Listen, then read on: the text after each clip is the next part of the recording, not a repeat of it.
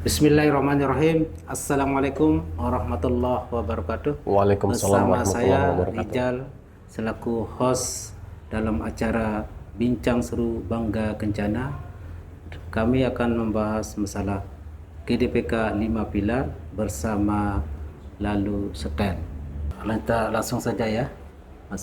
Kita bahas masalah grand design selama ini. Gimana pemanfaatannya di daerah kita tercinta ini. Baik, terima kasih Pak Rijal. Jadi kalau kita berbicara grand design pembangunan kependudukan 5 pilar, tentu sesuai namanya ada 5 pilar yang akan kita susun di dalam dokumen itu.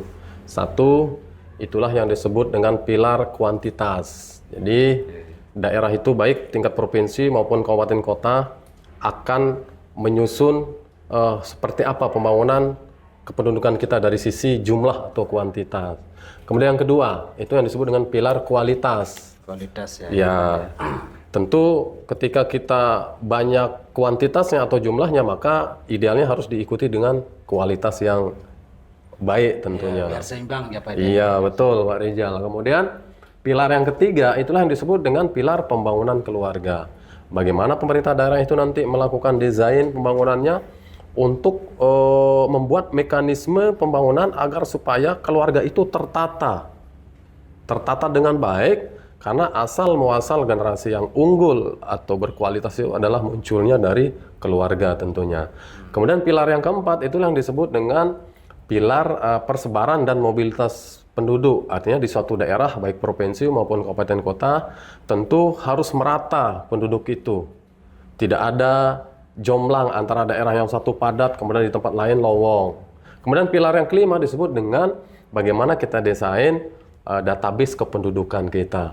Nah, ketika kita sudah berbicara 5 pilar ini, kemudian kita susun, kita bukukan di dalam sebuah dokumen, tentu itu akan menjadi pedoman atau rujukan perencanaan pembangunan daerah kita ke depan. Berbicara perencanaan, tentu ada beberapa tahapan perencanaan. Yang pertama disebut perencanaan jangka panjang, yaitu RPJPD. Kemudian yang kedua disebut RPJMD, rencana pembangunan jangka menengah daerah, yang disusun oleh gubernur, bupati, wali kota selama masa pemerintahannya 5 tahunan. Kemudian nanti ada Rensra, kemudian ada juga RKPD untuk bagaimana melakukan referensi pembangunan di dalam dokumen yang sudah dibuat. Lalu bagaimana pembuatannya, seperti pertanyaan Pak Rizal tadi, tentu pembuatan dan penyusunannya bukan perkara yang mudah. Jadi, tapi sudah kita lalui, walaupun penyusunan kita ini agak sedikit lama, tapi ternyata menyusun dokumen itu harus kolaborasi antar semua pihak, baik stakeholder ataupun lintas sektor yang ada di pemerintah daerah, baik provinsi maupun kabupaten kota.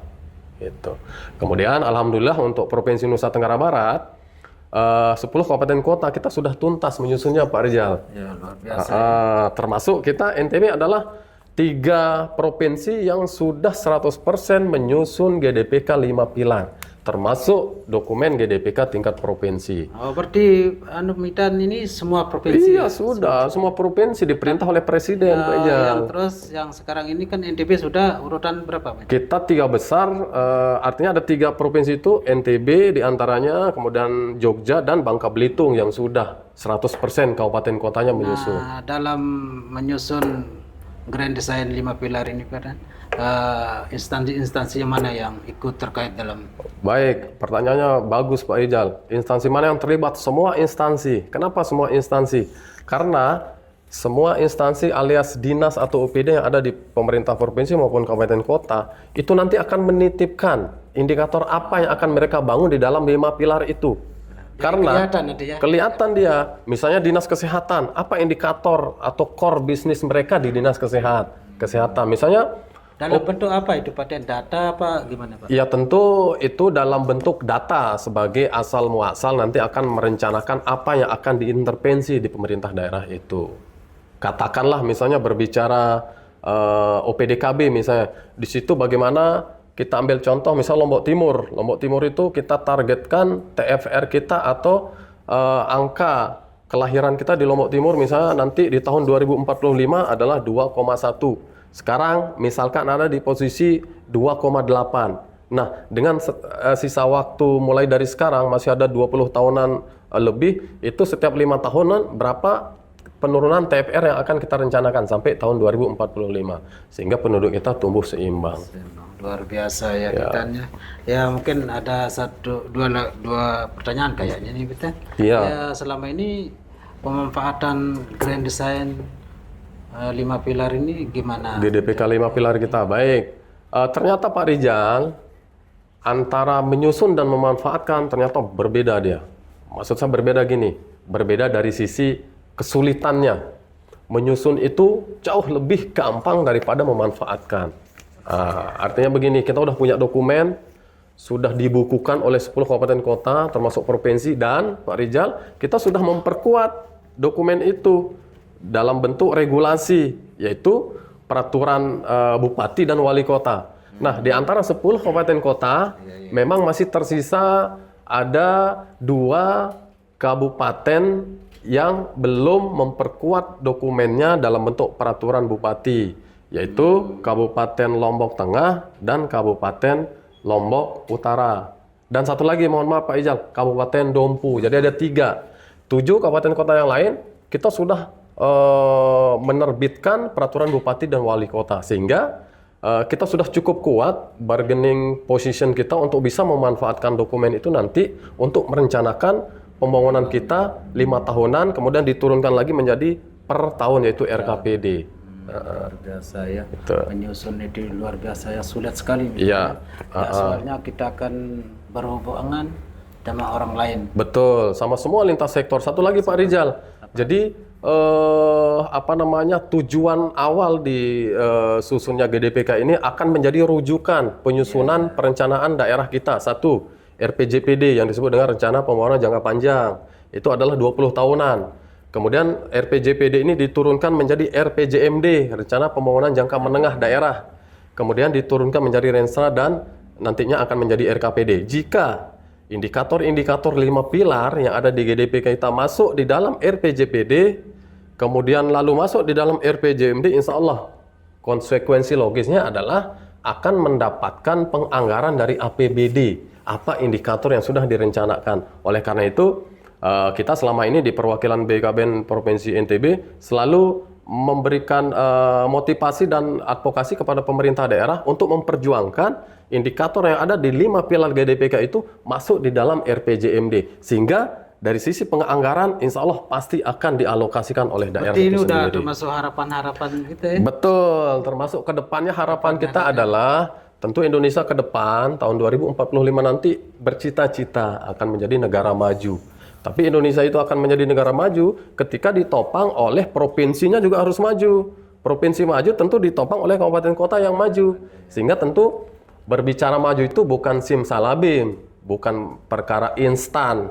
Kita mau maju langsung besoknya maju, tidak. Butuh proses panjang. Salah satunya adalah melalui penyusunan GDPK 5 pilar, lalu kemudian nanti itu akan dimanfaatkan. Insya Allah ke depannya itu akan menjadi pedoman kita untuk bagaimana pembangunan sumber daya manusia kita ke depan akan lebih berkualitas lagi. Karena NTB, sekali lagi Pak Ijal, NTB itu adalah provinsi yang memang harus berlari lebih cepat dari provinsi lain. Kenapa saya mengatakan begitu? Kalau kita lihat dari parameter maju tidaknya sebuah daerah atau negara, itu diukur oleh yang namanya Indeks Pembangunan Manusia atau IPM. Yaitu ada 3 variabel atau 3 indikator. Bagaimana pendidikannya, bagaimana kesehatannya, bagaimana ekonominya. Jika kita berhasil memanfaatkan GDPK 5 pilar kita yang terdiri dari berbagai macam indikator, maka 3 indikator indeks pembangunan manusia ini akan tentu bukan perkara mustahil untuk kita bisa menghasilkan generasi kita yang unggul, khususnya dari Provinsi Nusa Tenggara Barat. Begitu Pak Rijal. Baik, Miten, luar biasa pembahasan masalah Grand Design. Bapak sudah bahas masalah gimana pemanfaatannya. Ya. Luar biasa. Memang ini sangat mendukung sebagai bahan pembangunan Daerah kita ke depannya. Ini mungkin sudah terakhir kita, gimana harapan-harapan ke depan ya untuk pembangunan Grand Design 5 pilar ini. Baik Pak Rijal, Sekali lagi tadi di awal saya berbicara bagaimana proses munculnya Grand Design Pembangunan Kependudukan.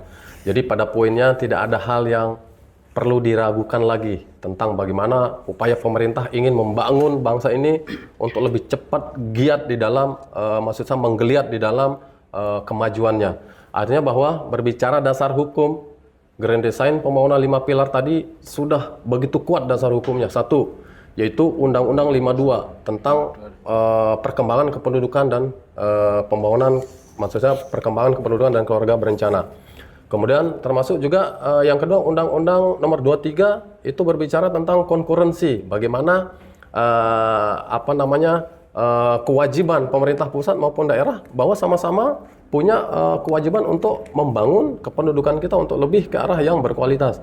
Kemudian yang paling teknis dan spesifik adalah Peraturan Presiden Nomor 153 Tahun 2014. Di situ sudah jelas mengatakan bahwa pemerintah daerah diwajibkan menyusun dokumen yang disebut dengan Grand Design Pembangunan Kependudukan 5 pilar tadi. Sehingga ke depan pemerintah daerah itu akan terfokus pembangunan untuk bagaimana nantinya mendesain pembangunan itu untuk menuju kesejahteraan masyarakat. Tentu melalui proses-proses yang akan menjadikan masyarakat kita itu menjadi masyarakat yang berkualitas ke depannya. Seperti itu Pak Rizal, kira-kira. Terima kasih Peter. Ya, sama-sama Pak Rizal. Luar biasa ya. Demikian, semoga bermanfaat untuk kita semua. Sekian dari kami. Assalamualaikum warahmatullahi wabarakatuh. Waalaikumsalam warahmatullahi Salam wabarakatuh. BKKBN. Berencana itu keren.